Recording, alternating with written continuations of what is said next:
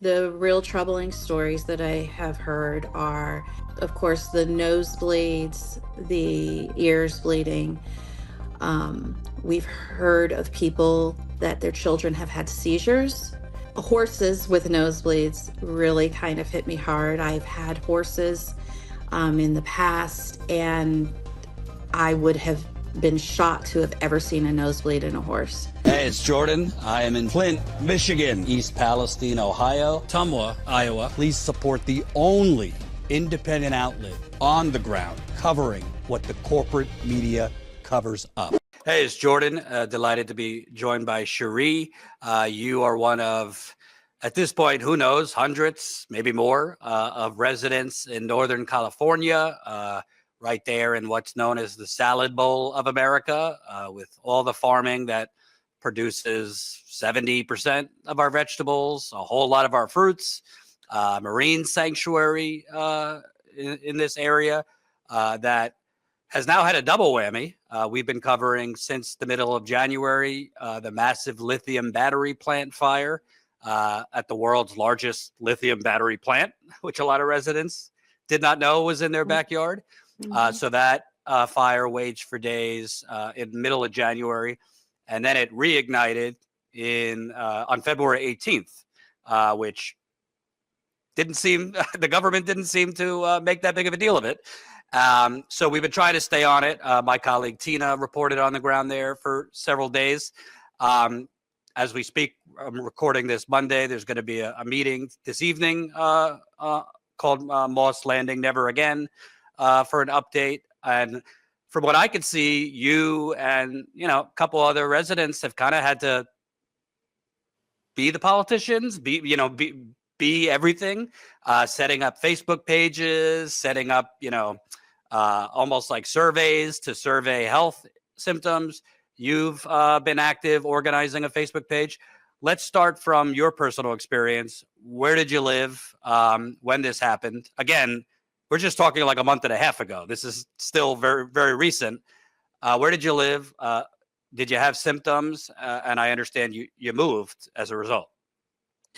Yes, so I was living in Prunedale during the first fire.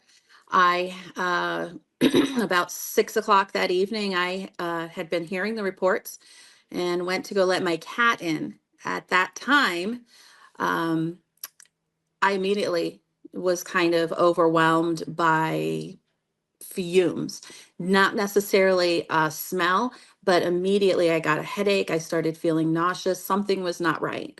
And so I, right away said to my husband, I'm like, well, we're definitely being exposed to whatever's going on. From there, And you were, how far in Prunedale are you from the plant? as the crow flies, we were 7 miles. Okay.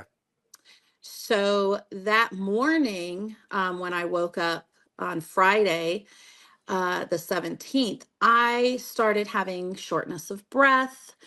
I had this headache, nausea, irritation, eyes, nose. So I knew that something was going on, and I knew that it was more than likely chemically related because we have had other forest fires near us, and they did not have the same effect on me. So I called over to my doctor's office, and my doctor wasn't in, but another doctor had advised to go ahead and leave the area maybe for a week or, till the fire was out. Everybody kind of knew that we didn't know when this fire was going to be out. So that night we did leave and we went to San Jose, which is about an hour drive, in order to kind of get away from the chemicals. Mm-hmm. And I've actually, I don't know if you've heard, but I actually had a few people from San Francisco reach out to me stating that the day of the fire, they had rashes. San Francisco's, I think, like 90 to 100 miles away from this. So that's pretty crazy. So you had these breathing problems, and about 2 weeks or so after the fire, it was still so bad that you temporarily relocated? Yes. So I was very proactive with this because I knew it was not a regular fire. And so I had gone home on the 20th of January. And so my symptoms had subsided, got home on the 20th, the fire was out, and I thought I would be okay, home for a few hours, they returned. So I immediately reached out to some people, and I was able to self-evacuate for about 2 weeks. I then went back home, hoping, since there had been a period of time, there had been some rain that had happened, and got home, and my husband and I said, we were going to have to move. Mhm. Um, so that was what we did. We were, one of the few that were able to do that. So I had moved probably another 7 miles away from Moss Landing Vistra battery storage system. And so fast forward to February 18th, when I was on the phone with somebody else you had actually interviewed, Sherry Akamoto. I was on the phone with her or messaging with her, and I said, there's reports that there is smoke again. And of course, both of us got very concerned. But I said, I have moved. I said, Sherry, take care of yourself, do what you have to do. I had moved, so I just made sure the windows were closed, my air purifier was on, went to sleep. Until a couple hours later, I woke up and my symptoms were back, if not worse. And now you're what, like 14, 15 miles away? Correct. Wow. So even moving, I mean, double the distance, what kind of symptoms were kind of reactivated in you or presented for the first time? So what had came back was severe hoarseness, congestion in the throat. I woke up in the middle of the night with that. But when I got up in the morning, the headaches, the dizziness, the just the eye and the nose irritation was back, and I was really shocked because I was further away, and not just further away.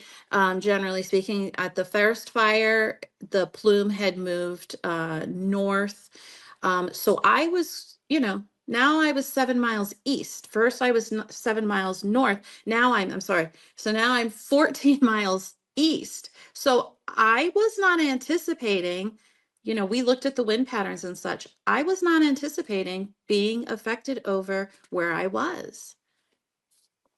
It's pretty striking because, I mean, like you said, you're fortunate you were able to move so quickly. But even moving, I mean, 14, 15 miles away, you're having symptoms, which would indicate to me this went much further than the county Vistra is testing for. Vistra is the company. As I've reported, they're using an independent contractor, CTEH, who has been used in many similar instances by corporations and don't have the best reputation for credibility in terms of their testing. New York Times, among others, have done reports on their, testing being a little suspect. But what I wanted to ask about is what's striking to me about this, and I've seen it in East Palestine and many other places, is you felt the need, along with others, to basically start a community forum of residents. So you're administering a Facebook page because you're getting such little help from the government now, almost 2 months later. Can you talk about why you felt the need to organize this page? And I mean, I go through it every day. I'm juggling a lot of different stories, but I mean, it's pretty alarming seeing, I mean, a lot of people actively sick, yet the narrative, at least from the government, is not much to see here. Yes. So Angie Roeder, Brian Roeder's wife, had actually started the Moss Landing battery plant Vistra fire symptoms Facebook page. And I had, within a few days, I believe, said to Angie, if there's anything I can do. And so one of the things that I offered was to help administrate the page. And that Facebook page has been tremendously helpful in so many ways. What has been evident is that, like you said, there's hundreds of people that are sick. And I should be more clear on that. There's hundreds of homes that have been affected. We did a kind of like a symptoms survey, as you had mentioned before. People started just sending us symptoms. Of course, many wanted to remain anonymous, which we had said, of course. And Sherry Akamoto and I had put together a symptoms map to help show where people were ill. And it ranged an easy 30 miles. And then we started to hear other people because, of course, they thought they had the flu, COVID, we were having everything taking place, but the symptoms weren't going away and they were reappearing depending on where they were. So we began to see that, yes, there were people who were being affected much farther. Now, when I had evacuated on January 17th, I had gone north to San Jose. When I was driving, I was looking at my air quality uh, app as I was driving. And I said to my husband, I'm like, we're kind of following the smoke, we're following the plume. So I'm not surprised that those people were affected as far as there, especially if there was, any asthma or any type condition like that. But yes, we have had to become our own advocates, activists, researchers, and not just because of the politicians, because of the doctors. We were going to our doctors, and if you speak to a lot of the people in this area, we have PTSD just from going to our doctors and our emergency rooms. Really? The majority of the stories you will hear are, they didn't know what was going on. Fine. It seemed they didn't want to take the time to learn what was going on. I specifically had referenced the fire and said, have you seen, the toxic chemicals that are being mentioned? No, no. Some of them didn't even want to discuss that. They wanted to deal with just your symptoms and that was it. But obviously, you can't just treat our symptoms like, okay, I'll treat your shortness of breath. But you can't treat that without knowing the cause. And so that was very frustrating and, continues to be a struggle for a lot of people. Well, you also can't treat them if you're not looking into the toxins that were released. Absolutely. Absolutely. Right. And so, in And regards to, would you say from stories you heard that this was a couple bad apples, or most of the doctors, this was kind of the response people were getting? the majority, yes, Wow. the majority were not helpful. In fact, we've had some small support groups where we were able to talk privately and, share more of what's going on with us. And time again, if anybody ever mentioned that their doctor was understanding and helpful, we wanted to know what their name was and were they taking new patients. Wow. Mm-hmm. Wow, that's unfortunate. And you said sickness. I mean, I've covered it, but we're not talking about people with the sniffles. We're talking about chemical burns, Yes. nosebleeds. Oh, nosebleed, that's another one. Ay, Um, ay, ay. and I've noticed that one trending through different groups. Oh no, I don't get nosebleeds. That's not normal for me. Right, Same thing with the sores on my tongue. They cropped up on the top of the tongue. And those aren't normal stuff right. for me. The other major experience that we're having is lethargy. Like being here in Moss Landing, still being here today, is exhausting. It's like you are so exhausted. I realized on my face it looked like it was burned, like my cheeks and my nose, and I had kind of a large sore kind of burnt area on the side of my nose, and then on a couple little lesions. They weren't large, but they were like not really blisters, but almost like pimples or something. But the entire area of my cheeks and nose looked burned. My hands. So, Joan, can we get a close up of her hand? So for folks, I'm looking at this now. You could see not only is it red and irritated, but there's small blisters on her palms. Like you could see where it was like burnt. Hi, Charlie. Charlie's coming to protect you because that's what dogs do. I mean, clearly there was a burn going on here in your feet. So the water splashed over you is toxic. I did see some of the water. It looks like almost how you have, like when you have oil slick on top and there's like a rainbow. There you go. Yes. And the white extracts powdery light. Yeah. So that's how the water looks. So there's clearly some toxins that are floating in the water. So when Vistra came on and said, no, we're testing and everything's fine. And I'm going, no.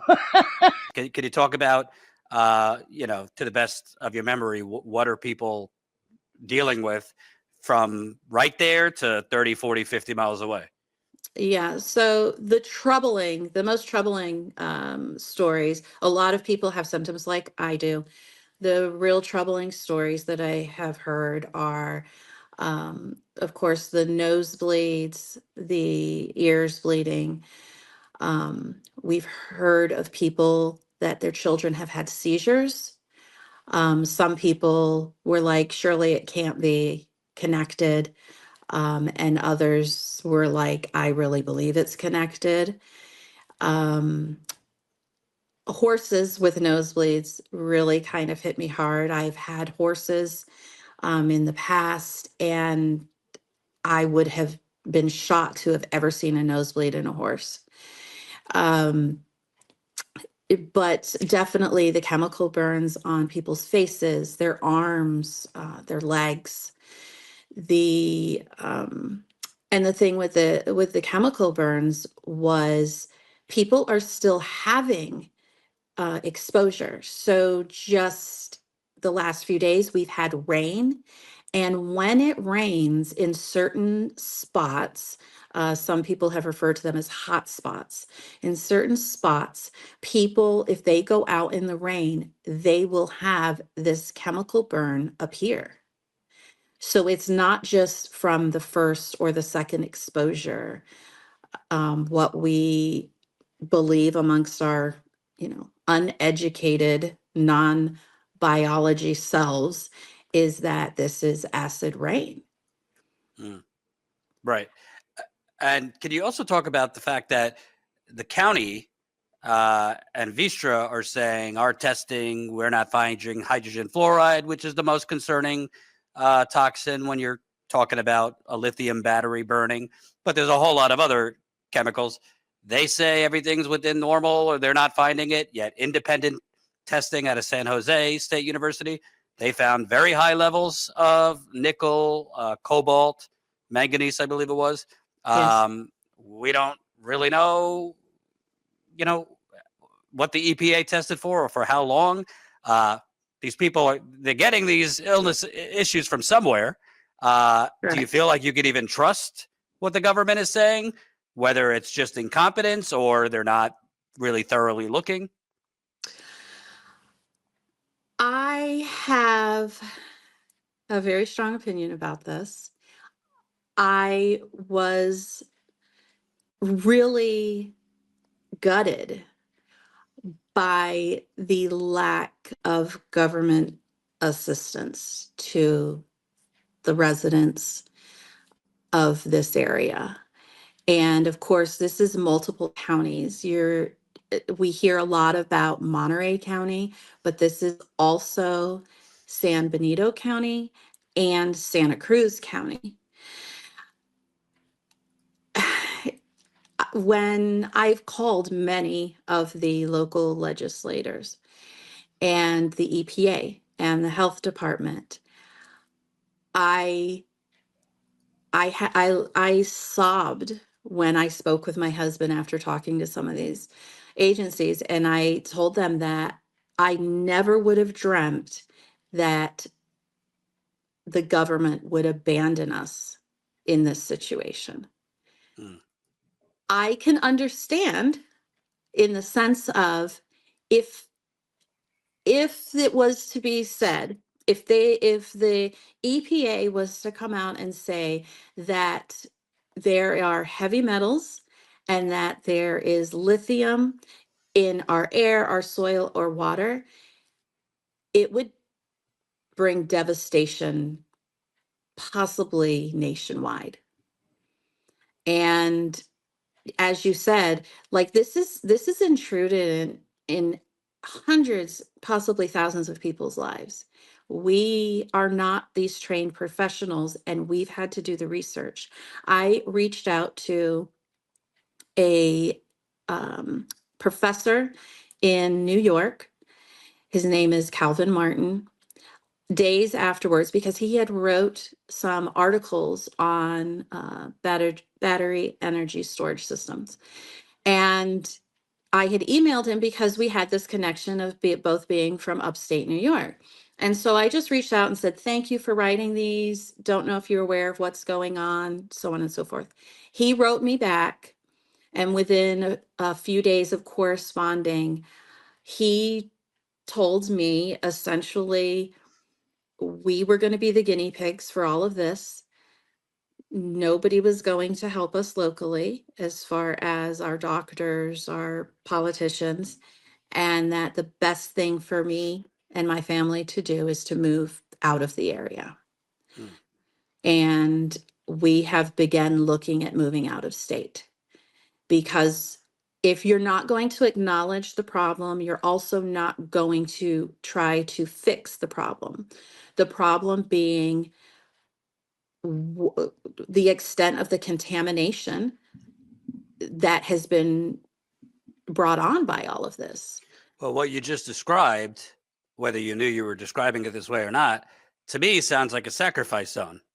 Because if the government knows that there's a major problem, but they've calculated if we tell them the truth, it would create a panic. Because reminder, folks watching, this is not isolated. It'll, like, 70% of your vegetables come from this area. That's why it's called the salad bowl of America. And I don't know about you, when I go to the grocery store, I'm not like checking where it's farmed. A lot of vegetables and fruits don't really have that information when you go to the grocery store. But Driscoll Strawberry, which is one of the biggest strawberry companies, they have a lot of farms around here. You got blueberry farms, raspberry, apples, artichokes. I think 90% of artichokes are farmed here. Broccoli, celery, lettuce, cauliflower. I mean, I could keep going. But that seems messed up. I mean, we can't get in their heads, but if you're just going to because you don't want to create a panic or hurt the economy, do you kind of feel like guinea pigs? Yes, I definitely feel like a guinea pig, and I feel abandoned by those agencies that are supposed to protect. And that is what, for instance, the EPA and the health department say. They are there to protect us. Granted, maybe up until January 16th, as far as Vistra was concerned, everything was fine. On January 16th, when that fire happened, their first response should have been to protect us. They evacuated 1 mile. We know that that was not near enough to protect. And then they allowed them to go home. And no, it's heartbreaking. I don't really care what your politics is, but Gavin Newsom's the governor.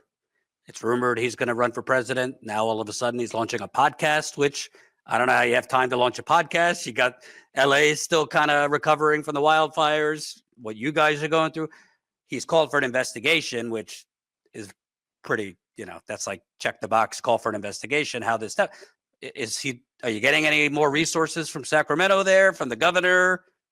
No. And as I said, I have been very proactive, as many of us are here. We've been very proactive with writing to Governor Newsom.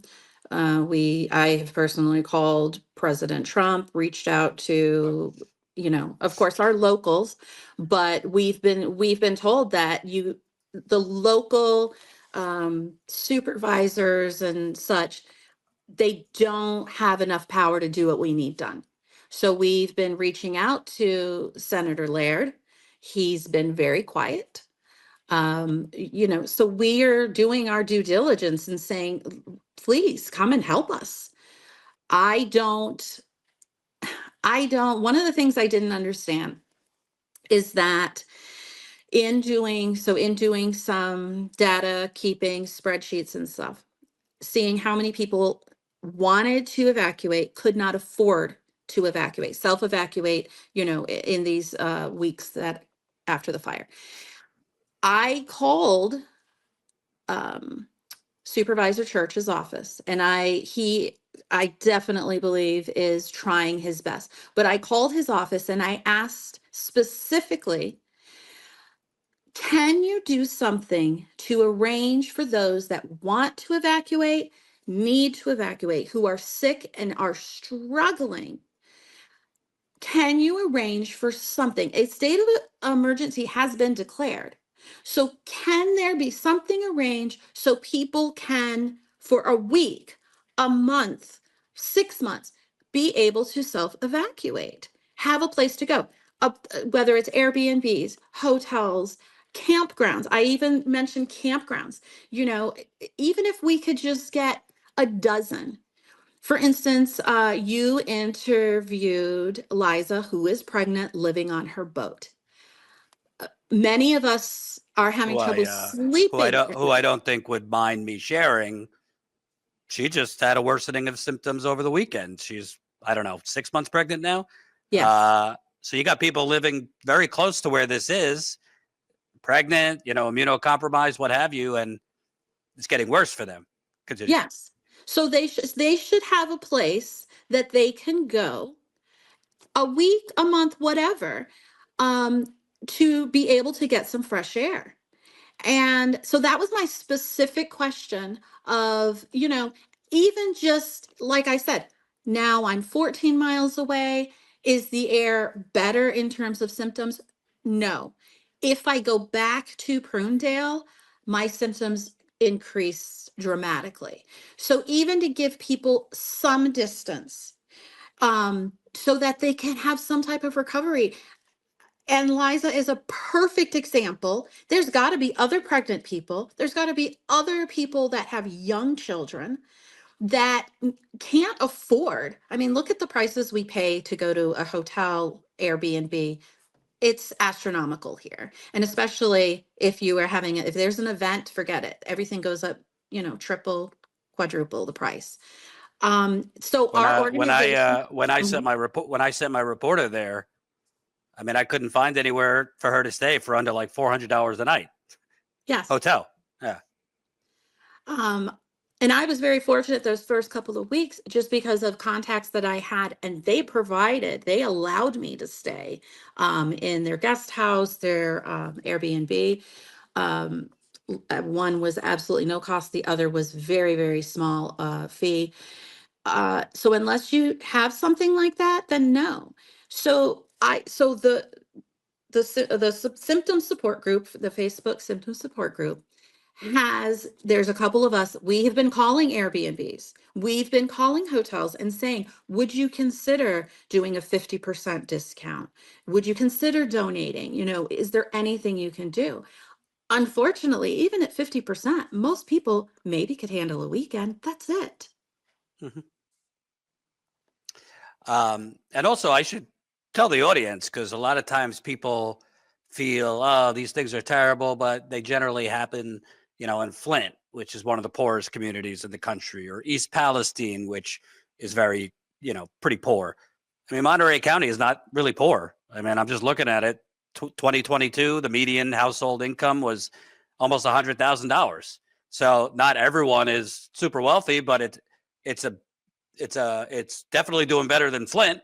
So this kind of stuff and the horrible reaction, it happens in poor areas, but also, upper middle class areas. The pattern is the companies, there seems to be a lot more support for the companies or the economic concerns Yes. than direct relief for the community. Let me ask you, because you recently shared with folks that you're getting support, it seems, from a doctor out of New York.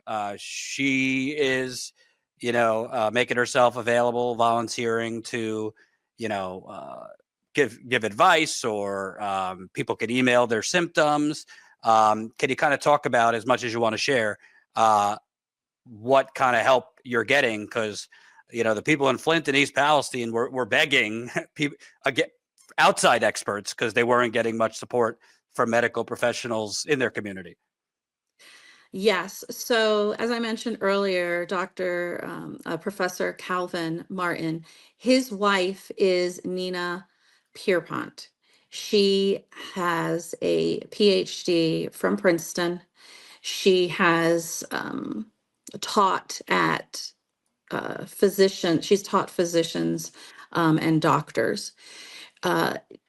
And so in the process of all of this, I would maybe mention to Calvin something, and then he would consult his wife, and then they would send, a message back.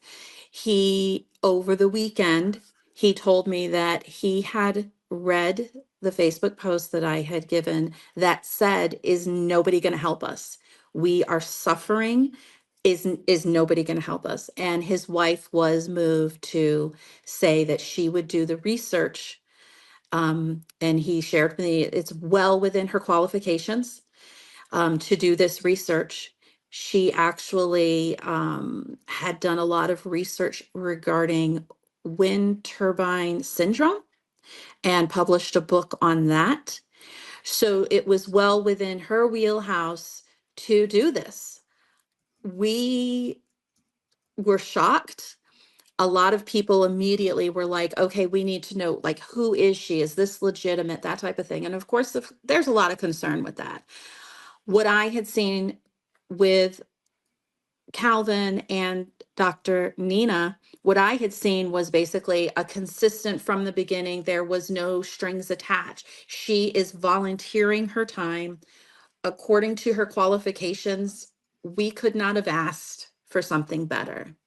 And so what she said she was going to do was look at these symptoms that everybody was having and see if she could do the research to find out how to immobilize the heavy metals that we have inhaled, and basically so that we don't have long-term effects and hopefully not have this progress to cancer. These heavy metals that you mentioned, the nickel, manganese, and cobalt, yes, in small doses that we normally find, is essential for life.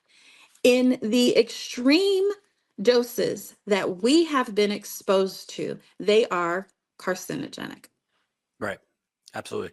My last question, can you kind of just talk about, for lack of a better word, do you kind of feel like you're just in a constant digital triage unit? Because you're monitoring this Facebook group, and I monitor it, not as closely as you, but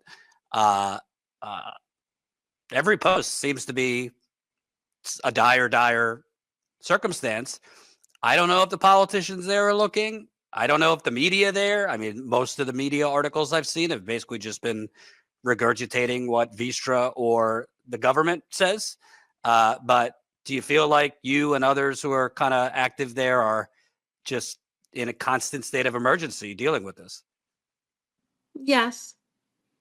And part of that is we've noticed for a lot of us, there's a pattern. So we will have symptoms for, basically, it's either we're at a 10 or we're at a 1, but we've had symptoms since January 16th. There are days, maybe if, for instance, I noticed specifically, I had to go to Marina, California to see my doctor one day. My symptoms driving there intensified, just being in the area. And we don't understand why this is. And of course, the quick answer is, oh, it's anxiety. No, This is not anxiety. So as I'm driving to these towns, the symptoms intensify. As I'm leaving, there's a period of recovery. So then we will have, and this has been a big thing for a lot of people, you'll have a day or two, maybe longer, where maybe you have a fever and are just out. You're in bed. You're having a trouble functioning, or else you are having cold chills, but not a fever. And again, a few days in bed. And so it becomes like, oh my gosh, I feel like there's been times I said, I just feel like I'm going to pass out and die. And to say that to my husband and him say, well, let's go to the ER. And I say to him, well, you know what happened last time we went to the ER? Um, so to be able to go on to the symptoms group and say, this is what's happening, or to be able to call or message one of these people that we've become close and say, this is what's happening. And to hear somebody say, that happened to me, it lasts a day or two. After the day or two, you will get your strength back. That's huge. And so, yes, we're constantly in this cycle of triage, but we're beginning to see patterns. We're able to encourage each other. Of course, those that we have got to know closely, we don't have to say the disclaimer. But, most people, we always say, go see your doctor. I know you don't want to, but go. I had very good care. I ended up going to Stanford ER. I had very good care there. They were excellent. But the doctor said to me, there's no precedence. He says, he goes, I can treat your symptoms, but there's absolutely no precedence. And he says, you need to find a toxicologist that holds office hours. He says, however, I don't even know one. Now, this is Stanford. They don't know of a toxicologist that holds office hours. So it was like, so yes, we are doing this type of triage where somebody will say something, we're like, okay, I know it's bad, go to the doctors. But if you're gonna go, consider going to Stanford or UC Davis. Go somewhere where I called UC Davis. They did end up telling me that they do have a toxicologist that they can consult with. So I've been telling people, go there. So yeah, you're taking on roles that you're not meant for, but you have nobody else. And Right. so Calvin, Dr. Nina have been invaluable in this, because, you can ask questions and get some type of response. And my last question,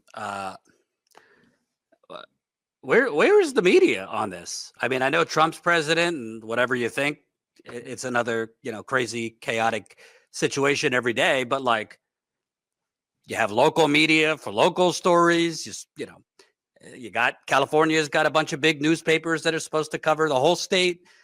You would think, CNN or some bigger outlets would at least reach out to residents. I mean, have you in the pages, the Facebook pages, I've seen maybe a reporter or two chime in. I'm Yes. doing a story on this, but like this Yeah. seems like a pretty big crisis that, as far as I know, we and maybe one or two other I mean, we're 3,000 miles away and we're trying to stay on it, but I don't understand. Like it's not just a fire that affects one area. You got a lot of farming here and the crops go all over the country to eat.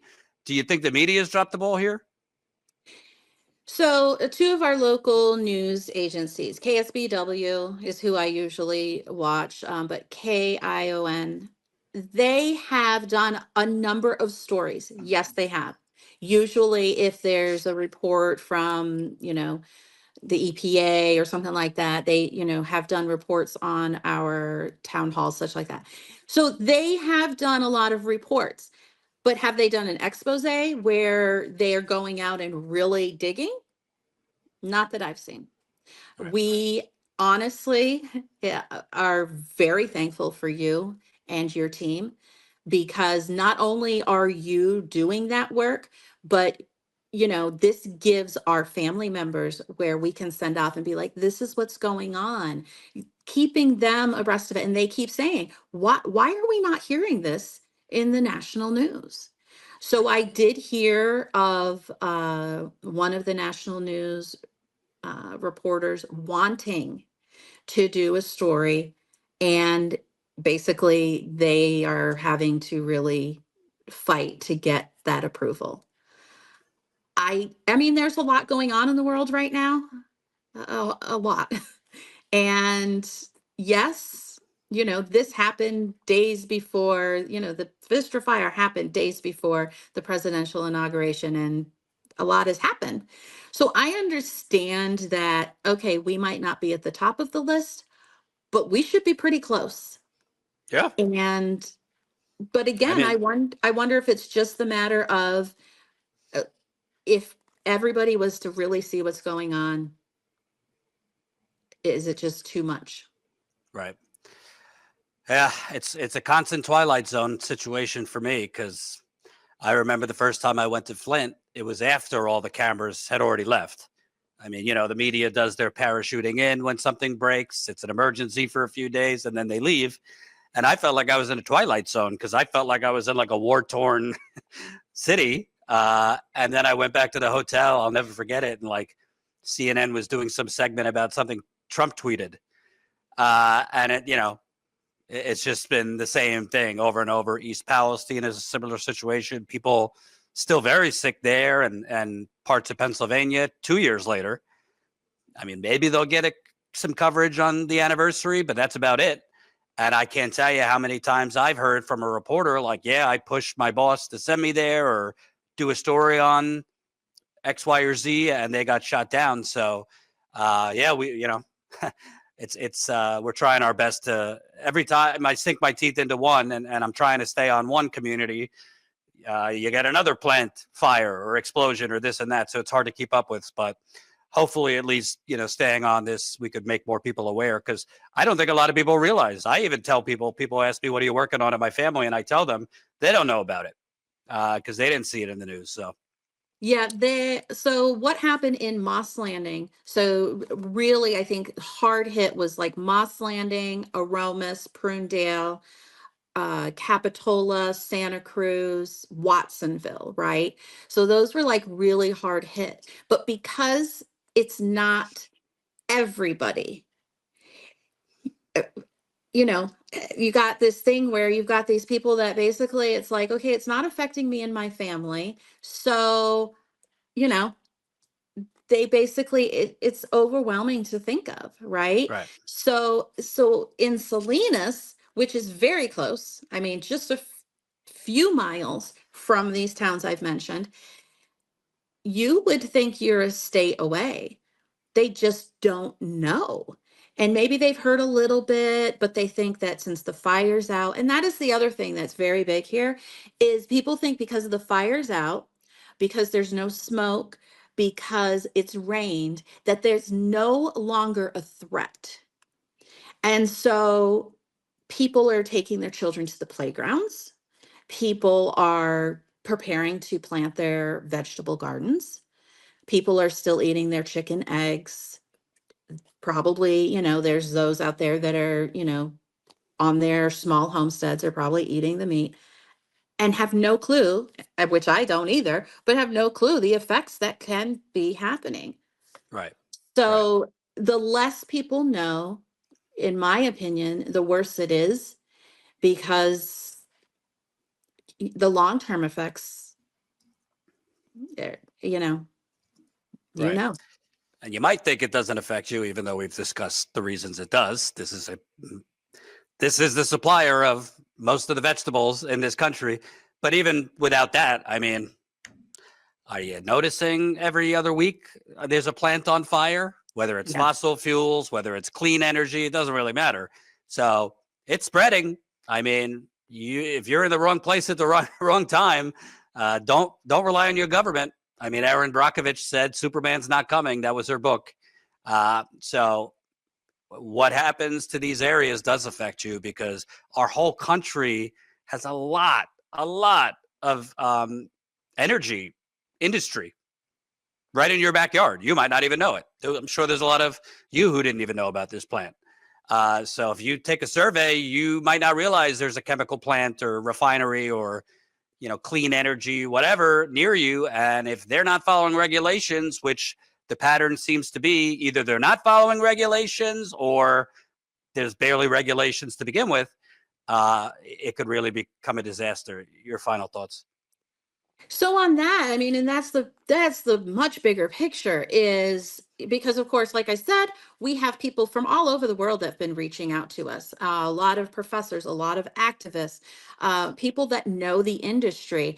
And the thing is, I mean, just thinking about when you hear about cell phone fires, right? Lithium batteries, electric bike fires, lithium batteries. From what I'm seeing and hearing is that the potential for thermal runaway is much more greater than we realize. So California's got over 100 of these BESS already, and now they want to bring in about a 90 more. So even like when I was talking to my sister on the East Coast, she stopped and she's like, "Let me see, do we have one here?" And I mean, and that's the thing. People just don't realize. And we have a lot of people here, very educated people, and they were like, we did not realize that there's not just one, there's two. So it's like, even if Vistra does not rebuild here, we still have one right there in, our back door, that is in the marine sanctuary, that is causing issues. And another thing that I people have been coming to visit. Tourism is huge here. So people have been coming to visit. And I do know of one person in particular. I mean, granted, it's just one, but one person who said, "Yeah, I was there the weekend of the fire. There was no alerts because if you weren't within that 1 mile, they only evacuated that 1 mile. But they were like, I had symptoms. When I got home, yeah, they cleared up." That's the thing. You've absorbed heavy metals. What are the, ongoing effects of that? But what about all the people that are coming here to visit, the tourism? Right. So A lot of a lot of whom don't know. yeah, Thank you so much for your time. thank you. And thanks for the volunteering you're doing to connect the community. Because as Erin Brockovich, I hate to keep name dropping, but she puts it well: Superman's not coming, and and regular folks need to stand up together to save their lives. Each community, folks are having to become activists and chemical experts. So thank you, and we'll stay in touch. Thank you so much, Jordan. We appreciate you. Absolutely.